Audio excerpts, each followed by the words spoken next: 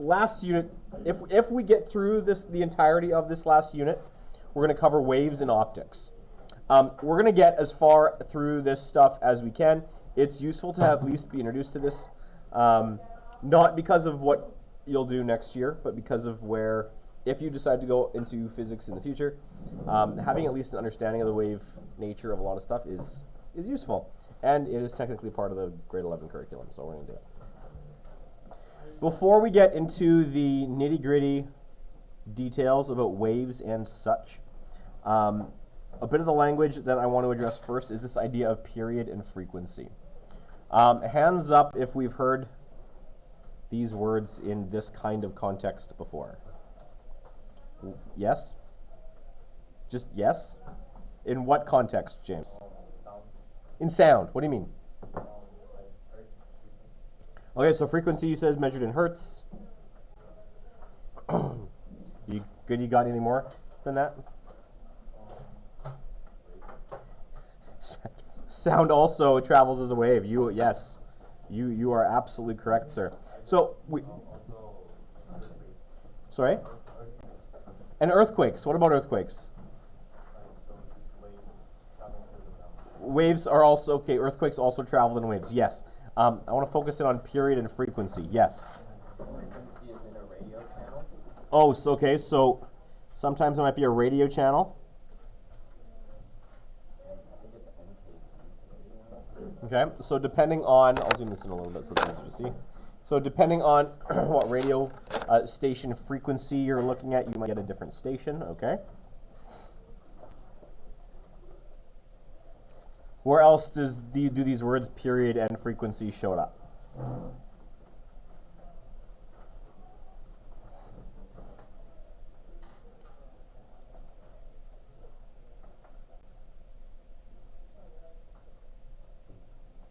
Say the thing that came to your mind that no one is saying.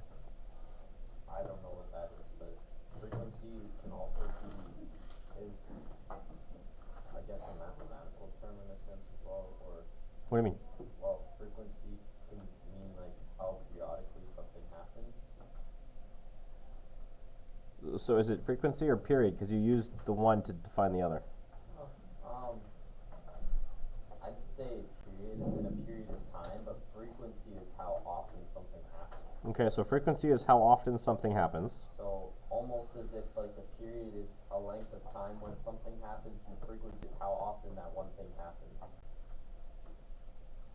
A length of time for something to happen.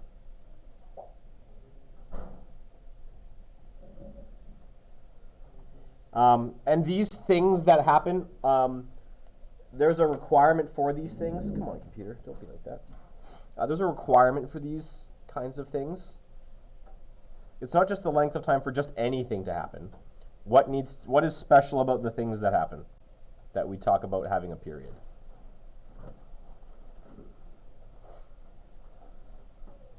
Yes. No. Well, okay, tell me what a sine and cosine graph. And they go up and then down and then up and then down and then they go up and then they go down and then they go up and then they go down and then they go up and then they go down and then they go up and then they go down. So what are they doing? We'll get there. Yes, that is true. There's the word I was looking for.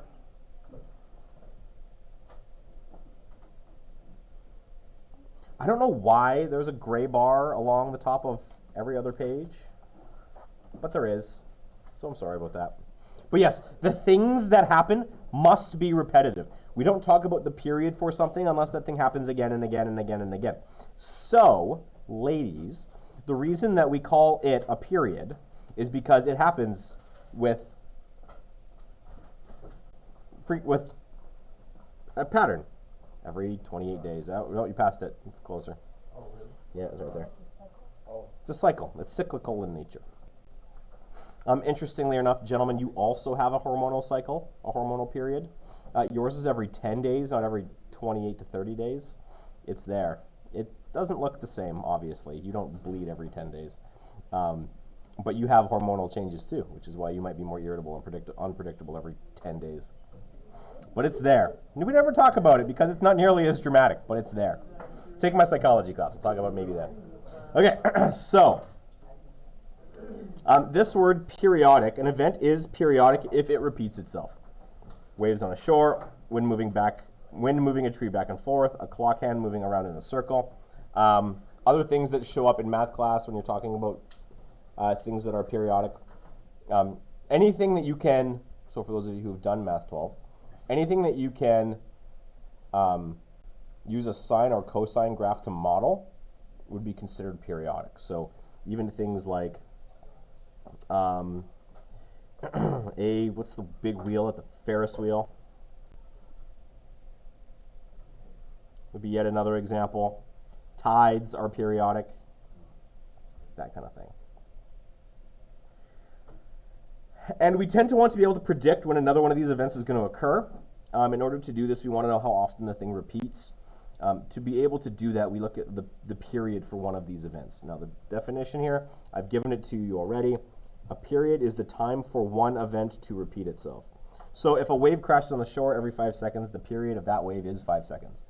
The period is given the capital letter T. It's related to lowercase t. Lowercase t is time. Capital T in this context is not temperature, it is period, just to make things extra confusing.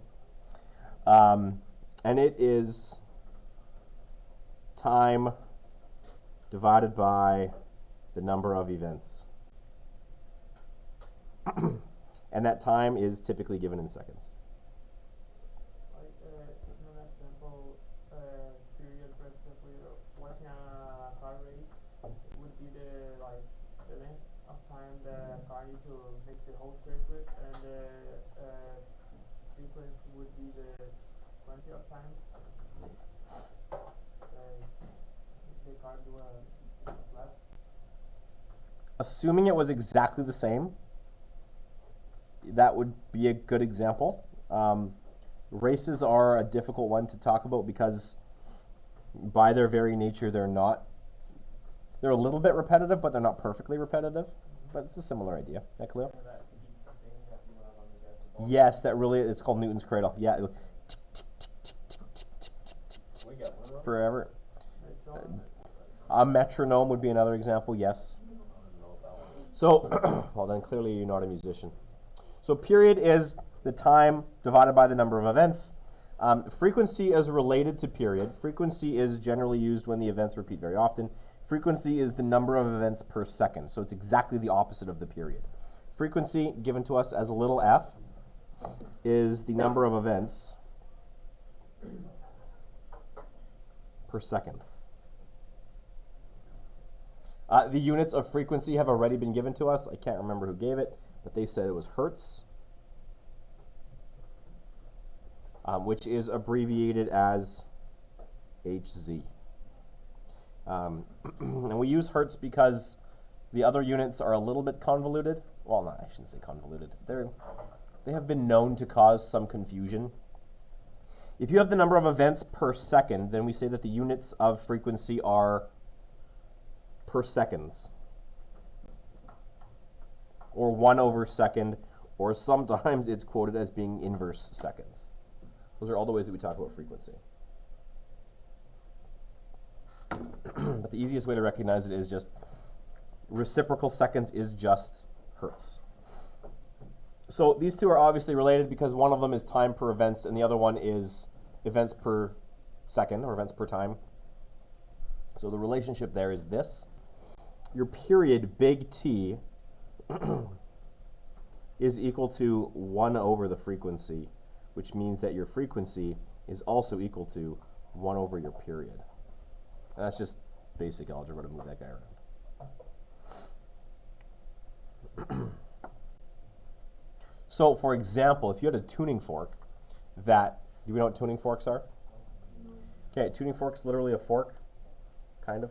It's a two-pronged fork. Looks like this.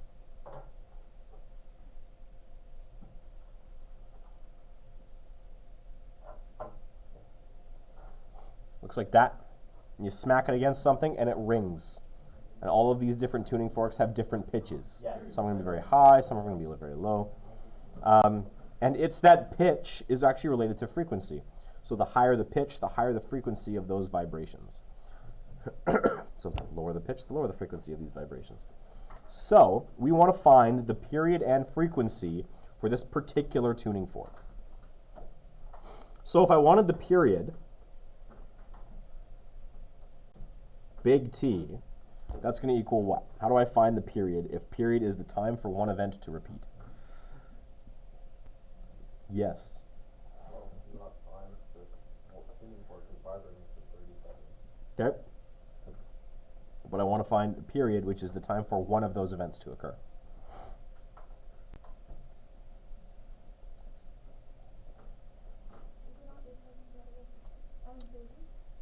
What is it? Is it 8,000 divided by 30? Is it 30 divided by 8,000? What do I want? Do I want the... So 8,000 divided by 30 would give me the number of vibrations per second. If I divided by 30 by 8, it would give me the length of time per event, which is the one that I want, which is what Naya has said twice now, I think, and I interrupted you both times. So to find the period, remember, it's the time divided by the events, and in this case, the events are the vibrations. So we're going to have 30 seconds divided by 8,000 vibrations. What's the period? How many times, or how long does it take that tuning fork to vibrate back and forth once? Yes, Connor. 3.75 times 10 to the negative 3 seconds. 3.75 times 10 to the what?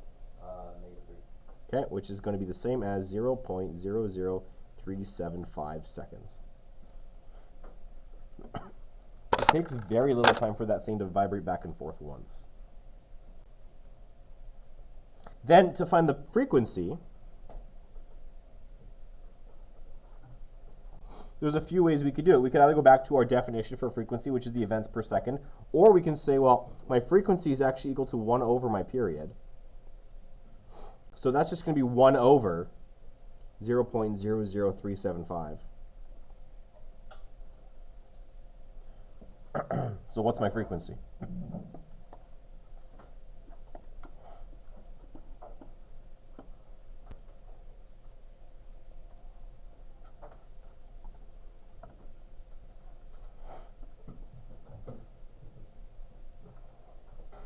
Yeah.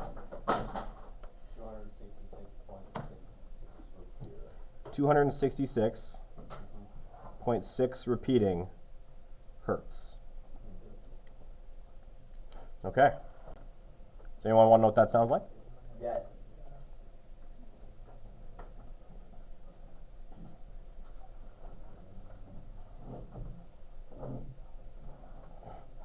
We just have to wait, apparently, for YouTube to start playing. So this is what the tuning fork would sound like if it was vibrating back and forth with a frequency of 266.6 repeating hertz. This is not a nice sound. It's not the worst sound in the world. But this is what that frequency sounds like.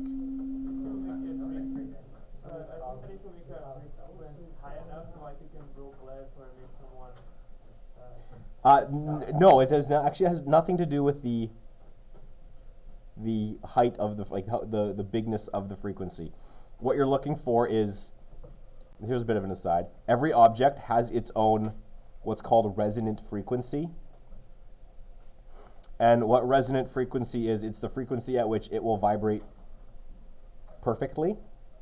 And so those people who do break glass find the resonant frequency of that glass that causes it to vibrate ever increasingly until the thing explodes. So it's not about the high frequency, it's about finding a resonance frequency.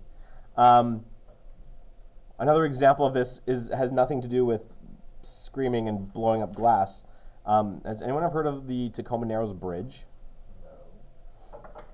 Her name was Galloping Gertie, and when the wind would blow through the Tacoma Narrows Valley, it would cause the bridge to bend back and forth like this, to the point where one day the thing exploded, and the Tacoma Narrows Bridge is now at the bottom of the Tacoma Narrows. It was speculated at the time that was in part to the wind finding the resonant frequency of that bridge, causing it to explode down in Washington State. Tacoma Narrows is just south of Seattle. Oh, okay, so like, oh, right there. Yeah. So this is period and frequency. So knowing that we're going to go start moving forward here and talking about waves, waves are things that are repetitive, cyclical, and so having these ideas of period and frequency, even the fact that we're talking about sound already, should kind of give you an idea of where we're going with this. Flip the page. A couple more examples. So if a dog's tail is wagging back and forth 15 times in 12 seconds, what's the period of that?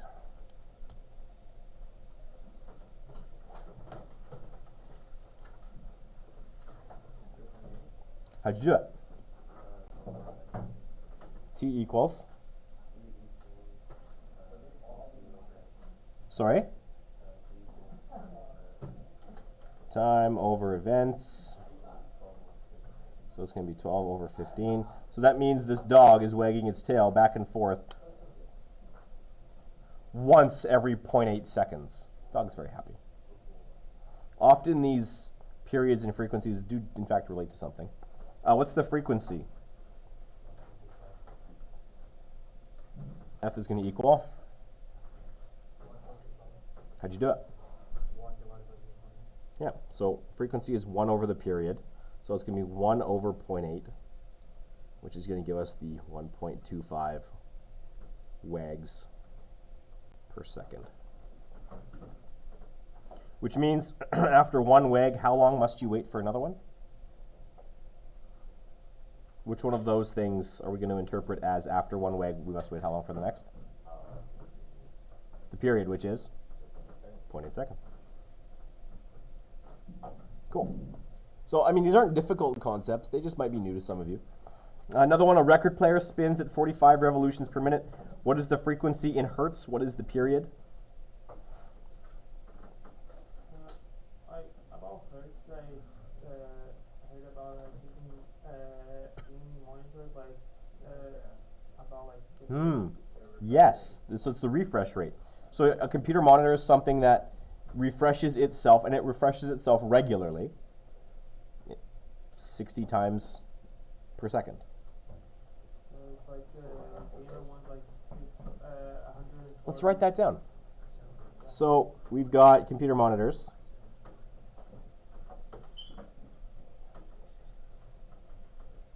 If you've got a simple one, maybe a 60 hertz refresh rate. Remember what hertz means. Hertz is per second. So it's something per second. So in this case, a 60 hertz refresh rate is going to be 60 refreshes per second. You're about to say something about a gaming monitor?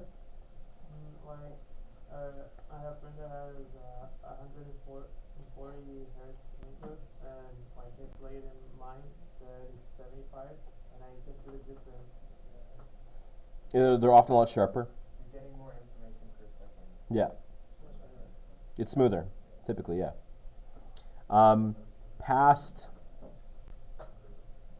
There is a point at which the human eye can no longer perceive the improvement.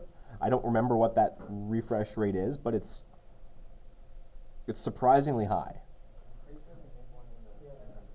Yeah, no, it's surprisingly high. So back to these two, and then we'll talk about radio stations here in a second. A record player spinning at 45 revolutions per minute. What's the frequency in hertz and what's the period? RPMs is, as I've already said here, revolutions per minute. So, but I don't want revs per minute. What do I want to find hertz?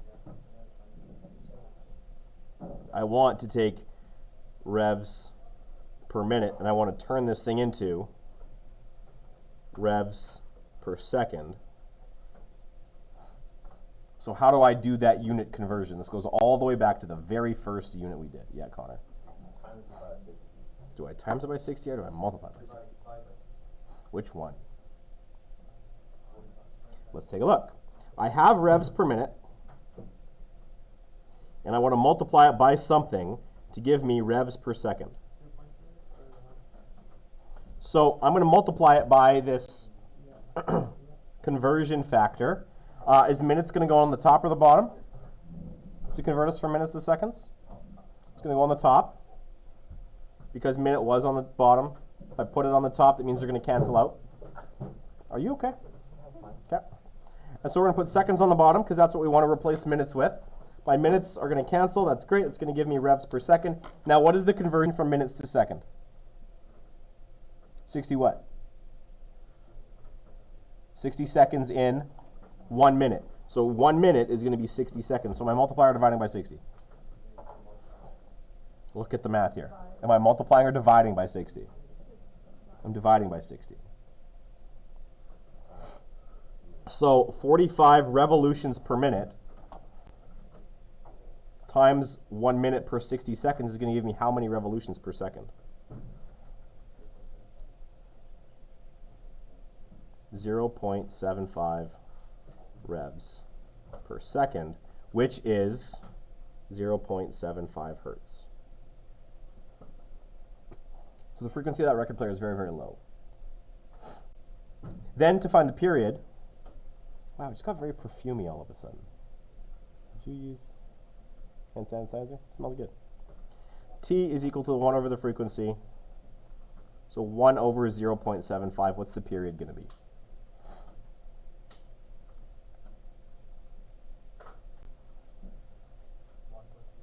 One point 1.3 repeating, and the units on the period are? It's always measured in seconds. Period is a length of time. Time is measured in seconds. So then, if a frequency of a wave is doubled, what's going to happen to the period? Well, let's take a look at this. I have period equal to 1 over the frequency. If I double my frequency, 1 over 2f. What's that going to do to my period?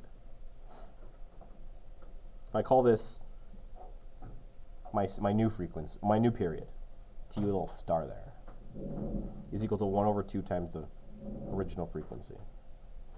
What's that going to do? This goes back to our unit on gravitation where I said, well, what happens if we double the radius? What happens if we double the mass? What happens if we halve the radius? How did we reason our way through what that meant? Does anyone remember? Yes, Connor? Your periods can be a lot shorter. Exactly how much shorter? Double. That's longer. Doubling is bigger. Half. There you go. Because what we're going to have here, 1 over frequency is our original period. So this new period, this thing that I call the t with a star next to it, is going to be equal to the old period, 1 over f here, divided by 2. So it's going to be half as long.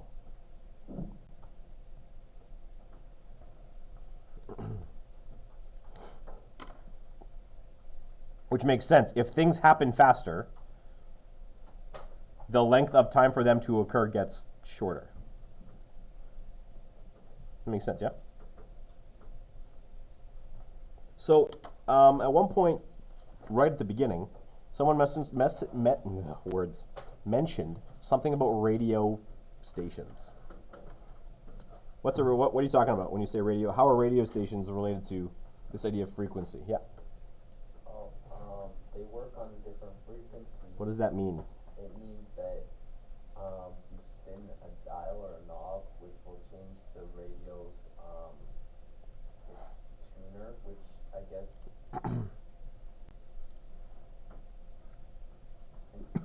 gets different waves. Okay, so we're getting a little bit warmer now all of a sudden. That last word is important. So depending on the radio stations you guys listen to, does anyone here actually listen to the radio? Hands up if you listen to the radio. Manuel, what is the #1 station you listen to? So 95.1. Connor, what's the radio station you listen to? 92.9. Give me some other ones, Emma. 103.5. 103.5. Used to be QMFM. Yeah, Eric? Okay. Khalil? 104.1. 96.9 Jack FM. I love it. Someone here listens to that. That's fantastic. Who else? What else? Nobody listens to my favorite radio station. That's sad. Sorry? 94.5 used to be known as the Beat back in the day. Don't know if it's still known as the Beat. AM 980. AM 980. That's a whole nother beast. Um,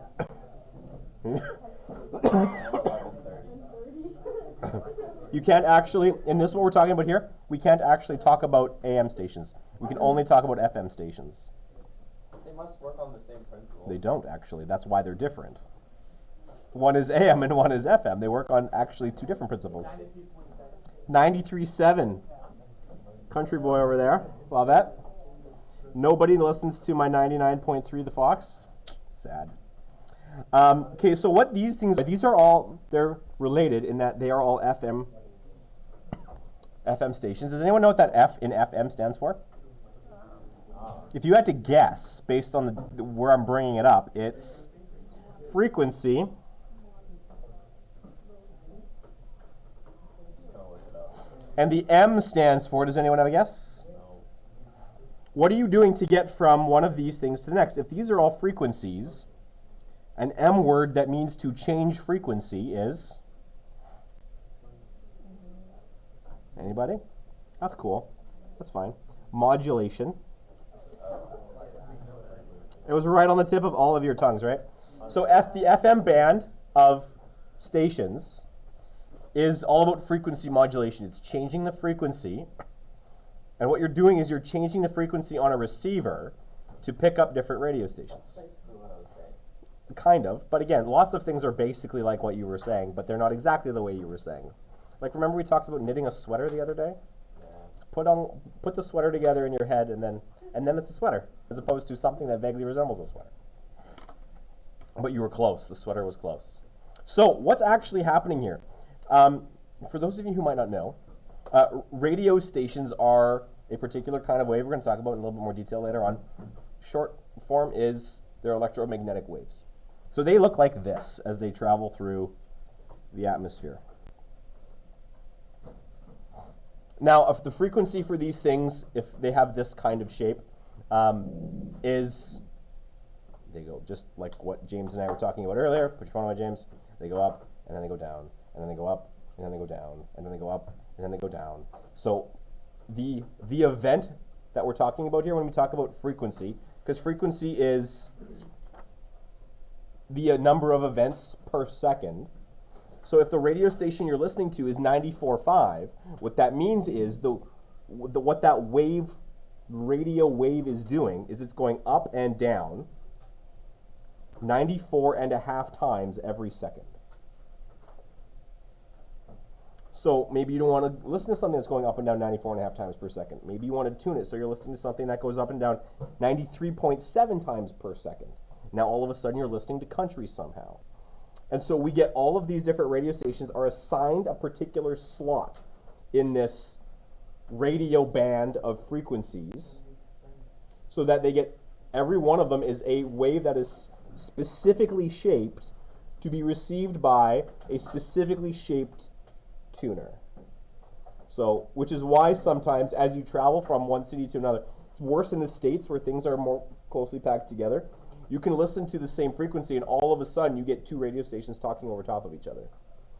Because these frequency bands have been assigned to different stations in different cities, and your receiver is close enough to both of them to pick them up, and they interfere with each other. But it's these radio waves going up and down. That is what these numbers represent. Yeah. Does that mean when it's going 96.9 or whatever times per second, like up and down? Yeah. Does that mean the speed in which we hear them will change, or is it so small that we wouldn't notice? I will in the next little lesson here, I'll introduce how speed is related to all of this. No, and the short answer is no. The speed for, especially for these electromagnetic waves, all electromagnetic waves, regardless of frequency, travel at the speed of light. Nice. Which is on your formula sheet, but it's almost 3 times 10 to the 8 meters per second.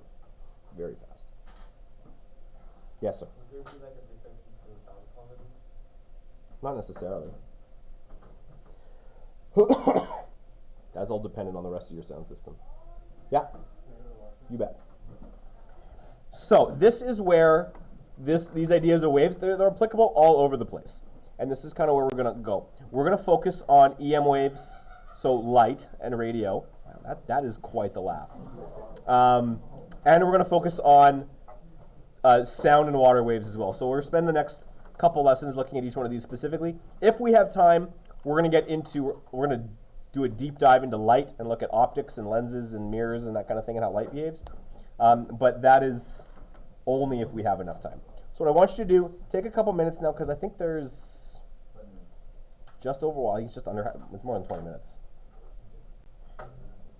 Oh, 19, right? Well, it's 19 minutes from 1 o'clock, so we've got almost half an hour. I do want you to flip this over. Take a look at some of these.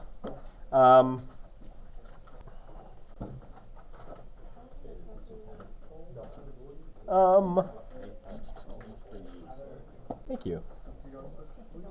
Let's do evens. Giver. There's the computer screen thing. Sorry, I added up. I'm not done on my videos yet, but I've added them up and my presentation. There we go, unpause. So mechanical waves and electromagnetic waves. This is the first kind of distinction I want to make here between waves. Mechanical waves require a medium.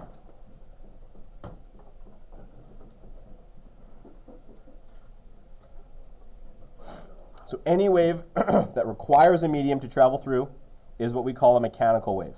Things actually have to be moving up and down or back and forth. So examples of mechanical waves are things like sound. You take out the air, you take out the water, wherever the sound is originating, that sound will not propagate, is the language we use here for passing on. Ocean waves. I think that one goes without saying. All of a sudden the water is gone. Now you don't have waves for the ocean waves to travel through. There's no ocean, so there's no waves. That's a really simple example. So these are all, that is the definition of a mechanical wave. Electromagnetic, yes sir?